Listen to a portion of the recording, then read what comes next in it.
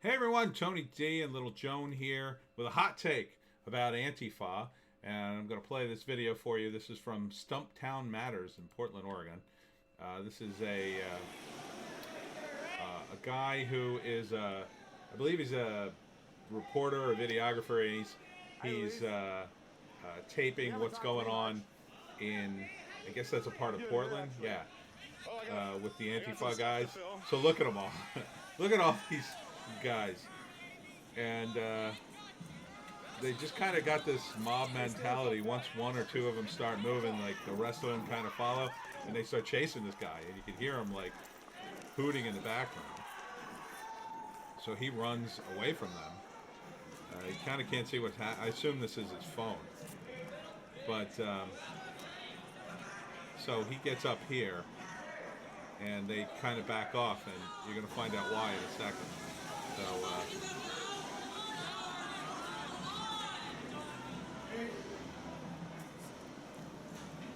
yes, sir. You run it over there, we're not going to come out and save you, so you got to come up with I see it on that side of the street. I didn't even cross. You got to come up with a different plan, like maybe go somewhere else. Right. That, by the way, are Portland cops, apparently. At least that's what I've been told. Another version of this video was on Andy No's Twitter feed. Right. We're not going to run out here and save you. You know No, I wasn't. But we're not going to run out here and save you. I didn't even know they were getting out here. There they are. They look like I just cops. stood there. They come out with pepper spray. I'm just telling you that ain't going to happen again, so you got to go probably find something else, okay? Okay. We're not going to be home base for you. I'm gonna leave. Good idea. Yeah. All right, thanks, man. What's your first name? So Nate. Nate. Can I shake your hand, please? No, I got. I understand. All right.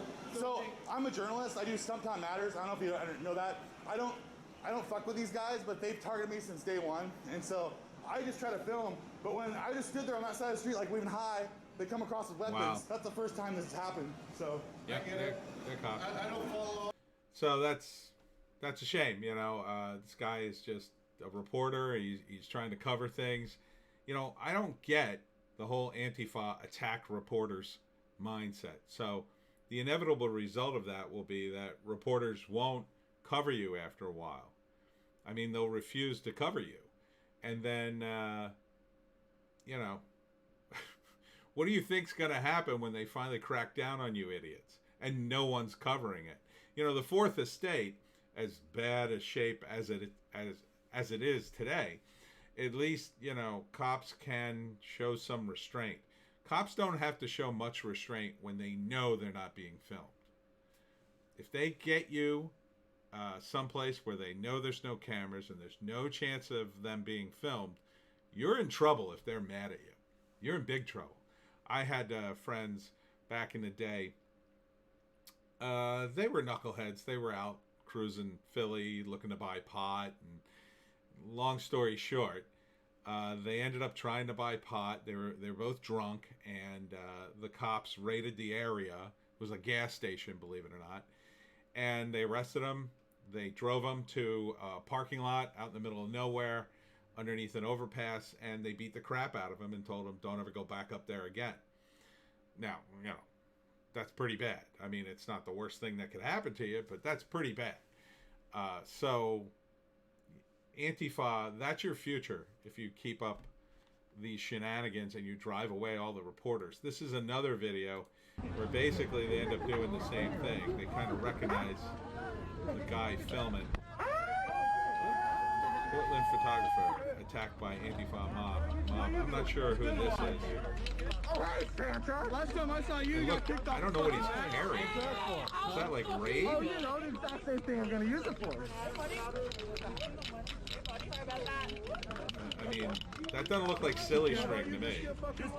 They all got cans and umbrellas, and they're poking them, kicking them. I mean, Touch jeez. me. I fucking touch me. You want to go? Back up. Come on, back the fuck up. Here, get out your umbrella. We're doing like some rum and Look at these guys. They're covering their faces. They can only do this because they've got the numbers. I don't know what that was. But you see the kind of strategy they use. He just kind of attacks and then fades back into the crowd. Because what's this guy going to do? If he goes after the one guy that attacked him, he's basically setting himself up to be attacked on all sides, and he can't do that. So, while that's a strategy, it ain't going to work forever, Antifa, because they're going to get the cops out here eventually, and you're going to be toast. I think it's bear mace, he eventually says. So I already watched this video once. But, I mean...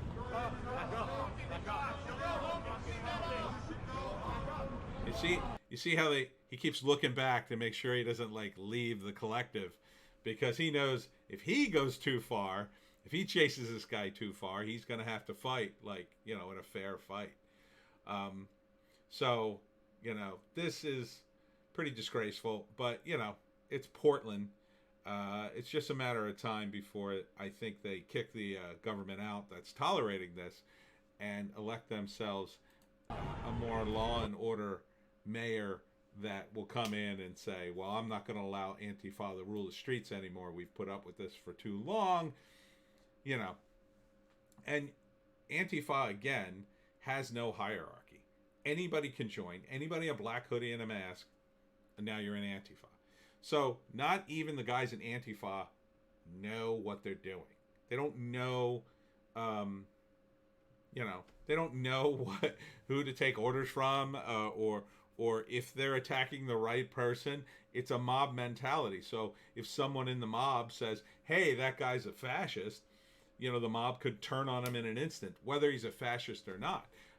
They went after Luke from We Are Change. He was in Central Station in New York during an Antifa protest there. And he's not a fascist, and he's certainly not one to attack. He would be a guy who would, again, cover, and I'm sure these guys too would cover police brutality if the police cracked heads with Antifa. So you're just driving away a potential ally. And in fact, a lot of these guys are independent media. These are the exact guys you could tell your ideology to, and they would at least listen. Not whether or not they would be sympathetic, that's another story. But most of these independent guys, you know, they're not right wing. Even the guys at say Blaze Media, who are kind of right wing, they're not awful. I mean, Elijah Schaefer has covered this a bunch of times, and he just lets people talk. He doesn't agree with you, but the fact that you get a platform for your ideas is worth something.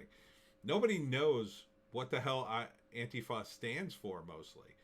And you could say, well, they're anti-fascist. That's just a title. That's just a word. You know, and Antifa terrorists are trending on Twitter. And the Antifa guys who are defending them, or their defenders, you know, they post stuff like Antifa class of 1945, and they post, you know, a shot of World War II of them storming the beaches of Normandy. There's absolutely no comparison. Only people in Antifa believe that comparison, that they are the same thing. They're not even close. No one is going to look at a bunch of black masked college kids roaming the streets with cans of bear mace and umbrellas and helmets and think, wow, those guys are really brave. They're not. You're not brave. The only reason you could afford those things are probably that your parents paid for them, and you should go back to college and actually learn something about the era. That, you know, and it's in Portland, you know, a place that's already very liberal, and probably most of the people there don't vote for Trump anyway, but you are driving people to vote for Trump with this behavior. You're not winning over any supporters for Bernie by doing this. If anything, you're saying, man, I don't need these people in my life. Let me get a guy in that kicks them out. I think after Trump is reelected, and I think he will be reelected, you're probably going to see a crackdown on these people.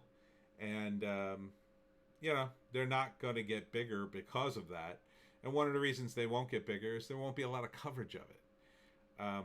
You know, so if you're waiting for the mainstream media to cover your, you know, bruises when you get thrown in a county lockup for disorderly conduct or spraying some guy with bear mace, good luck with that. Because they're going to come in in a row. You think you guys are disciplined with umbrellas. That guy had to go, here, put up your umbrella, put up your umbrella. You won't have to do that with the cops. They'll come in with riot gear and they'll push you all out. And then they'll selectively take the most violent amongst you and throw you in jail. The ones that resist. And eventually you'll just get pushed off the streets, and they'll slowly winnow down your numbers until a bunch of you just quit because you know that your time is up, essentially. And once that happens, you guys just, as a group, you won't really matter. And if you continue to commit acts like, there's a thing today where I think it happened yesterday. A guy drove his car or truck through a voter registration tent. These were mostly people on Trump's side, like registering people to vote for Trump. And so it's a big to-do down in Florida.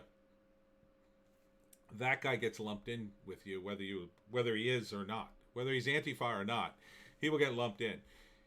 People on the left will get lumped in with you regardless of, whether you put out press releases saying, well, that guy wasn't really an Antifa, or this guy wasn't really an Antifa.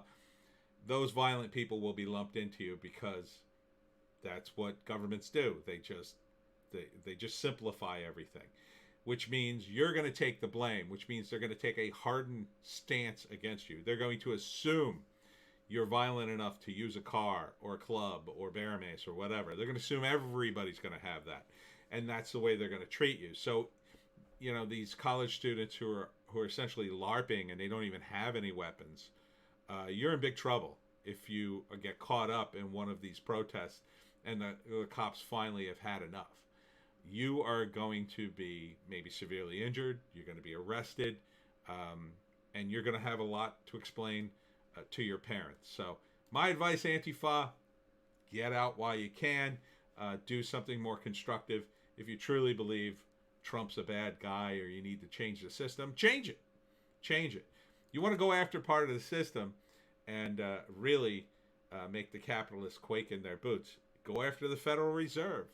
I've always said if Occupy Wall Street had just moved a few blocks over to the Federal Reserve, those Goldman Sachs guys who were laughing at him wouldn't have been laughing anymore. So if you want to go after something that would truly upset the capitalists, go after the Federal Reserve. And when I say go after it, I don't mean do anything crazy. I mean, protest outside the Federal Reserve. Expose the Federal Reserve for what it is. Demand an audit of the Fed and things like that. Do things that are legal. Don't do things that are illegal.